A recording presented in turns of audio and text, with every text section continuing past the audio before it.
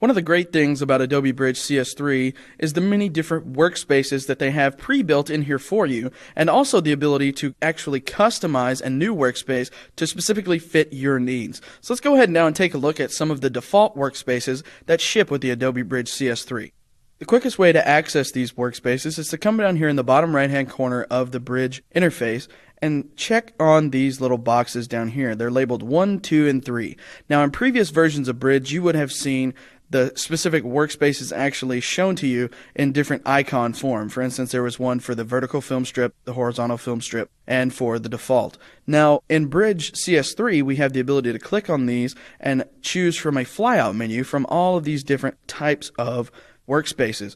Now they also have keyboard shortcuts assigned to them so that you can quickly jump from one workspace to the other. So if you wanted to, you could familiarize yourself with all of these keyboard shortcuts and you'd have a much easier way of switching in between different workspaces here inside of Bridge. For instance, let's go ahead and take a look now at the light table view, which is just going to give you kind of a big slideshow type preview of all of your images here in this big horizontal pane.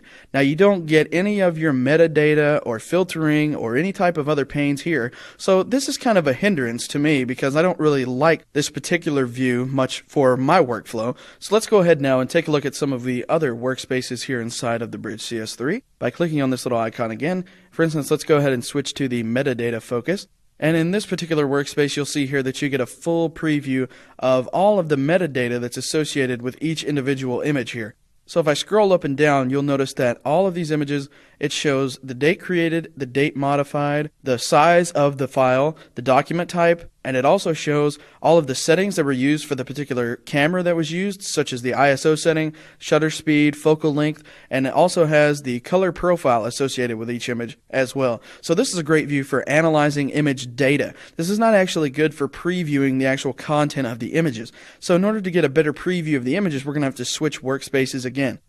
So let's come down here and we'll click on this icon again and let's try one of the film strip views. These are usually useful for previewing images. So I'll select horizontal film strip, or you can simply hit Control F5 on the PC, Command F5 on the Mac, and you'll notice here that we get this nice horizontal film strip at the bottom and we have this large preview area up here at the top. And if I click on one of these images, I get a nice preview of that image up there in that preview window. And if I cycle through all of these images simply by tapping the arrow keys on my keyboard, you'll notice that we get a nice preview of each individual image as I cycle through here. This is a great way for comparing images here inside of Bridge, and then also a good way of analyzing specific images when accompanied with the new analyzing tools that Bridge has built into it. And we're going to get to those in just a few minutes.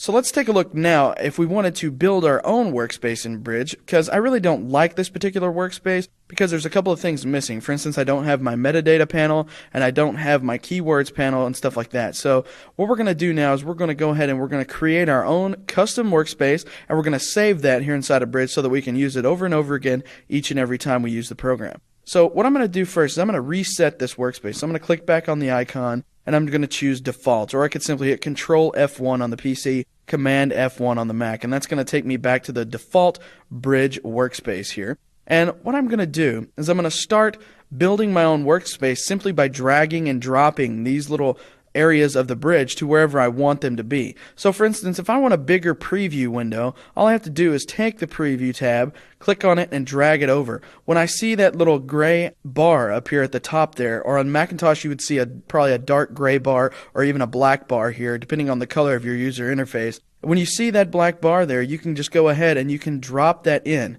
And when you do that, you'll notice the preview pane drops right on top of that content window. However, the content window is still much larger than the preview window, and it's also taking up a lot of that screen real estate that I want to use for the preview pane right there in the center of the screen. So what I need to do now is move the content window. So let's just click on the content tab, we'll drag it over, and we'll drop it right on top of the metadata and keywords over here. So we'll just take it, wait for that gray bar to appear, and drop it in. So now I have this nice vertical film strip type setup for my content window over here on the right hand side, and I have my nice big preview window in the middle.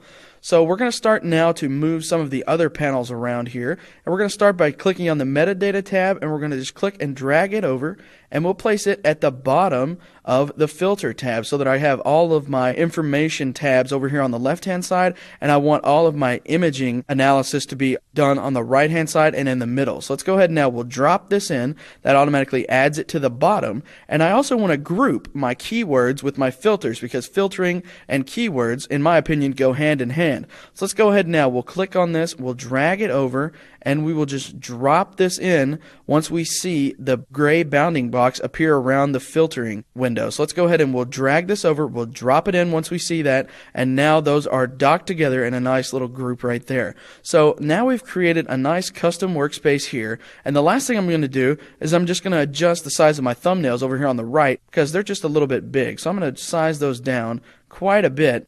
And I'm also going to drag in this sidebar here just so I have enough room so that I get a nice big preview here in the center of the page. Now, if you wanted to get a whole lot more room, if you wanted to have that maximum amount of screen real estate there, simply mouse over that center bar right in between those two panels, and then you'll get this little double arrow that appears, and all you have to do is double click when you see that, and you'll automatically hide that content window. So that's going to give you a little bit extra space there.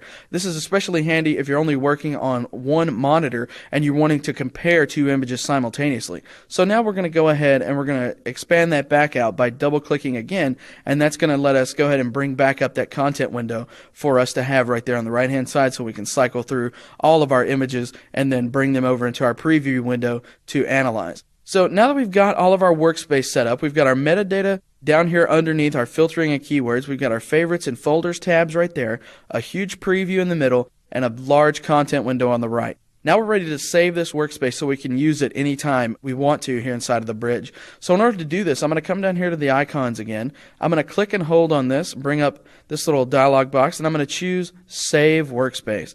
And when I do that, I'm just going to type in Justin1, and I'm going to go ahead and say Save Workspace.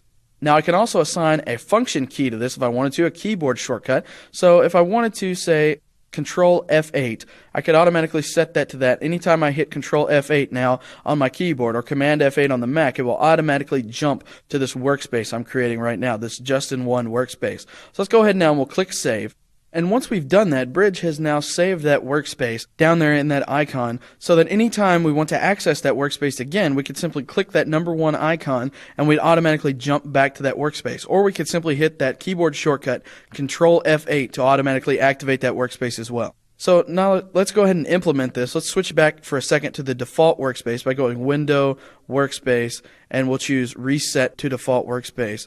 And here's the default workspace of Adobe Bridge CS3. And what I need to do is I need to activate my workspace that I just created. So I can simply hit Control F8 on my keyboard, and there you see automatically my workspace changed back to that Justin1 workspace that we had there. Now, the same is true if I wanted to, let's go back to the default workspace for a second. If I wanted to go ahead and do that by clicking on the icon down here, since I went in originally through that little icon button, my workspace is now assigned to that button down there. So if I need to activate my workspace, I simply click on that, and it automatically updates my workspace there as well. Now, it should be noted that anytime that you choose a workspace from these little flyout menus down here, whatever workspace you choose at that particular time then becomes the default workspace for that particular icon. For instance, if I come down here and I choose default from those workspaces, you'll notice here that default is automatically checked as the new default workspace for that particular icon. The same is true for 2 and 3 as well. They work the same as the number 1. I was just using the number 1 as an example here for this particular demonstration. So let's go ahead now. We'll switch back to my workspace because this is actually the exact type of workspace that I use when working in Bridge. And now we're ready to start grouping and analyzing our photographs here inside of the Adobe Bridge CS3.